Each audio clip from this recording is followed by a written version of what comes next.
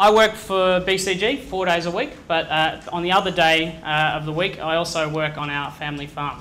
So in 2012, we decided to do a bit of an experiment on our place. And what we decided to do was that we're going to soil sample and put in yield profit every single cereal paddock that we had on our property.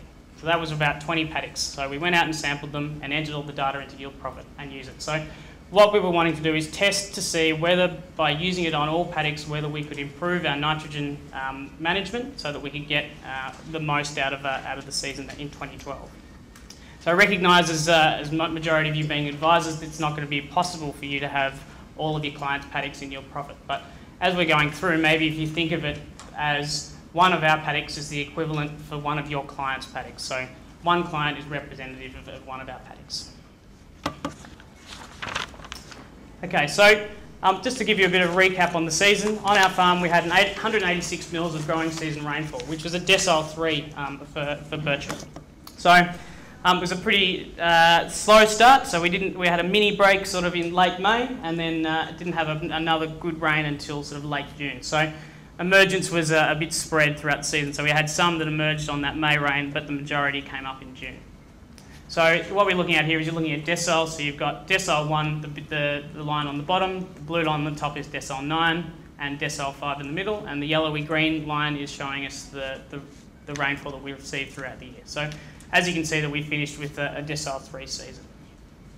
So to put that in some sort of context as well, you can see that the black line there is average monthly rainfall, and the bar charts, the bars on those charts is the actual rainfall that we received in each month. So essentially throughout the growing season, or throughout the year, we had 2 months which drove our crops' yield potential.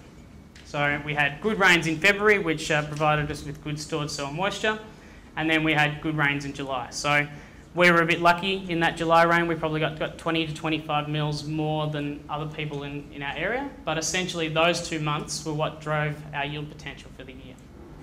But it was a pretty unusual season, so despite having a decile 3 season, we had pretty good yield potential. But throughout the season, we weren't getting that impetus to go out and invest in our crops, because we weren't getting the forecast to say it's going to be a wet spring, go out and invest in your crops. So it was good that we had that yield profit there to remind us of what our actual yield potential was. So to sort of highlight this is a POAMA forecast which is showing us a 3-month outlook for July, August and September. And it was pretty much saying that we had an average outlook for that 3-month period. So then we jump forward again to August, September, October, again roundabout average. So the forecasts and the information that was coming back to us was saying it's not going to be a great season, just average or slightly below was what we were getting. Oops. Okay, so when we went out and sampled the whole farm, we measured the water, and we also measured the nitrogen across those paddocks. So you can see that despite the fact that all the paddocks were geographically close and we manage all of them, you can see that there's a huge range in both the water and nitrogen values measured in each of those paddocks. So for plant available water, we measured between 28 and 114 mils. So this is quite a substantial range, but the outliers, you sort of expect that. So the one right at the top at 114 mils was a pasture which had been sprayed out sort of earlier in that previous year, so you'd expect that moisture to be there. And the lower moisture one was one where we let the paddock go a little bit over the summer so that we could have a little bit of sheep feed to help us get through that summer period. But more importantly is where the bulk of those results were coming in, so they're sort of the core paddocks that we're talking about. There's even a substantial range within those ones around about the middle. So you can see that the water was ranging between 50 and 80 mils of stored soil water between paddocks. So if you use French and Schultz of 20 kilos, that's a half a tonne difference in grain yield between those 3 paddocks. So that has substantial implications for the management of those paddocks throughout the season.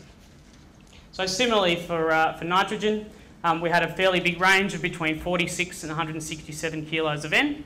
And again, those paddocks up the top, the 3 that are bulked together, they're coming out of a medic pasture or something like that that's giving those with high N in the soil. But again, in the bulk of our paddocks, there was a big range in terms of the starting soil nitrogen, sort of ranging between 50 and 100 kilos of starting soil nitrogen.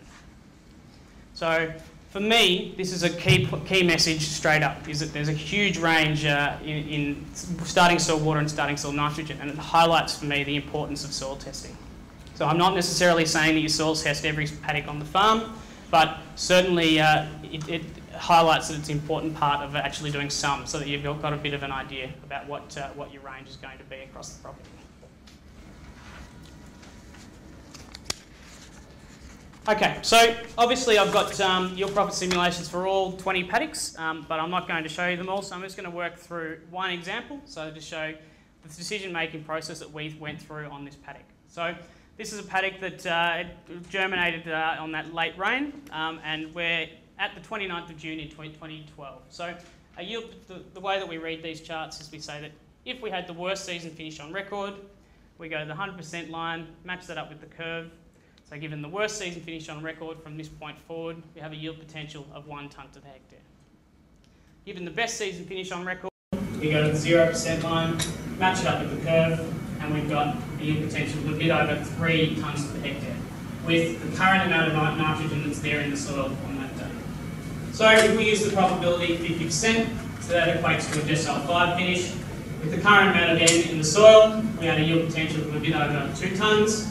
And given unlimited amounts of nitrogen, we had a yield potential of about 3.5 tonnes given the average finish. So what we're interested in when we're looking at these charts is where the two curves separate away from each other. So in this example, the nitrogen limited and unlimited separate away at about the 80% line. So what that says to me is that in 8 out of every 10 years, or given at least a decile 2 season finish, this crop could benefit from additional nitrogen. Okay, so it's still pretty early in the season, so we weren't at a point where we were going to make a decision about applying inputs on this crop. So if we jump forward a month, remember that we've had about 50 mils of rainfall occur between that previous one, and here we are at the 20th of July. So you can see that that minimum yield potential, or given the worst season finish, has jumped from 1 tonne up to about 2 tonnes. So the point to note here is that the two curves are separating away from each other at about the 100% line. So what that says is that with all season finishes, we're pretty much guaranteed to get a response from additional nitrogen. Okay, so at this point we're saying, okay, we've had a good rain, let's start to think about applying some more N on this paddock.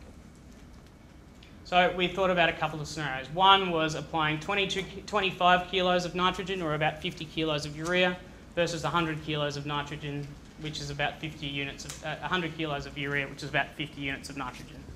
So again, we look at where they separate away from each other. Scenario 1 separates away from scenario 2 at the 90% line.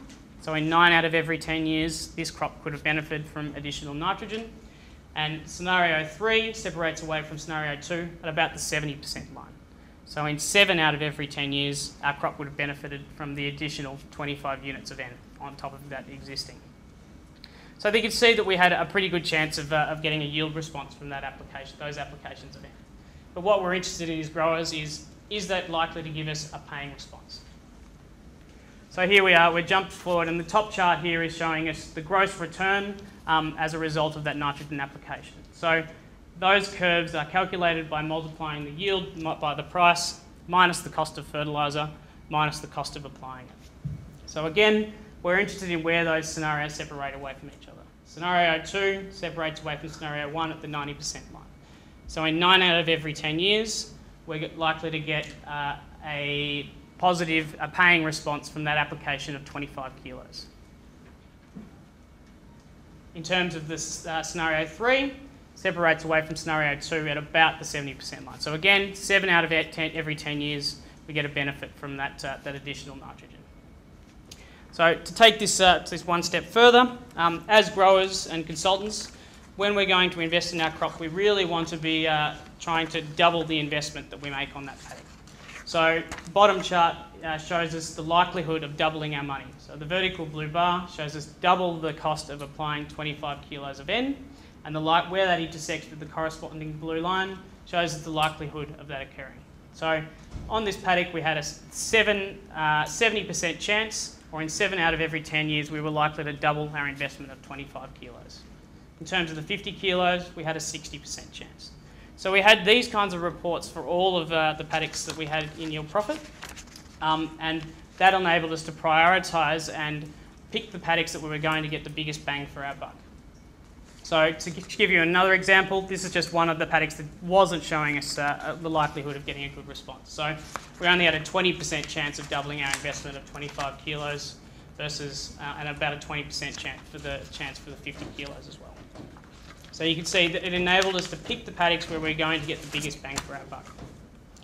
So what did we actually do across the farm? So there are the 20 paddocks, and you can see that up the top here we had several applications of urea across the majority of our paddocks. So at key points in the season, we were able to assess the situation and say which paddocks are we most likely to get a good return from that investment in extra round. So it doesn't look very much when you actually look at it up there in terms of these applications, but that there equates to about 180 tonnes of urea. So it's quite a substantial investment that we went ahead with in a season that didn't look like it was going to have a great finish. So how did yield profit go on our farm? So this is a chart of actual versus predicted yield. So if we have a perfect prediction, the yields will fall on that solid black line on the y equals x line there. So we did surveys a few years ago showing us what an acceptable level of error would be for farmers, and farmers told us that if we're within half a tonne of the predicted yield, then that would be enough for us to make good decisions. So you can see that about 18 out of those 21 points is within that half a tonne range. So on our farm, it did a pretty good job. So we do have a couple of outliers. This is a paddock that has an unusual soil type in our farm, and I had trouble finding a characterisation that matched up with it. And then we have these other 2 points down here. So again, those were paddocks that I hadn't used in yield profit before, so I was experimenting a little bit with the soil types that were being used. Okay, so in terms of the overall management on the farm, this is basically so we've got crop yield is the green bar, and the blue bar is the unlimited yield potential. So you can see that in the majority of paddocks, we're pretty close to the unlimited N yield potential. So we managed to match our nitrogen inputs pretty well to the crop. And that's reflected in the fact that average water use efficiency of 19 for barley and 18 for wheat, which is getting close to the maximum water use efficiency threshold.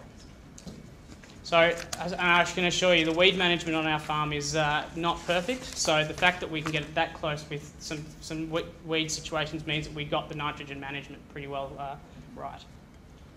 So I might just skip past this slide in the interest of time. So what did yield profit do for us in 2012? It was a pretty unusual season with lack of incentive to go out and apply on our crops. It enabled us to target our crops that most needed extra inputs. And it took the guesswork out of our nitrogen management decisions. So you go ahead and you make those decisions, but it actually gave us the confidence to apply the extra inputs necessary and get closer to our yield potential. So in terms of advisors, utilising a similar sort of system across your range of clients, pick a representative paddock from each of your clients, and that will enable you to get a feeling of their yield potential on their farm across the geographic spread of your client base. So by using yield profit reports, you can supplement your intuition and analyses that you go into your recommendations. And if we don't give great recommendations, someone else will. So that's for more information, visit the yield profit website or come and see me during the next couple of days. Thanks, Keith. Thank you very much, Keith. Jim, did you, when you take soil type and then paddocks, do you reckon your yield profit maximum yield was out because of the upper and lower water holding capacities? Is that the main reason, or is it something else underlying? Yeah, it's most likely to do with the lower limits. So in our environments, we don't fill up our soil. So if you get that lower limit wrong in our environment, and also the soil texture, so the paddock is not the characterisation is not representative of your paddock. It means that your starting soil moisture is probably different to what's actually there. So if you don't get that characterisation right, that can throw your simulation out from the start. So those 3 paddocks were examples where I hadn't quite got that set up right, and it's something that I'll be looking at in the future. Tim, does yield profit, or can you sort of match your nitrogens with your proteins and things? Like, does it have the capacity to track proteins? Sure. There is a protein function in AppSim, which is measuring protein, but it is notoriously poor. James, correct me if I'm wrong on any of this, but it's notoriously poor. So we used to output protein in there, but it doesn't do a good job, so we pulled it out. But it's certainly an area of, that needs more work in APSIM and therefore in yield profit as well.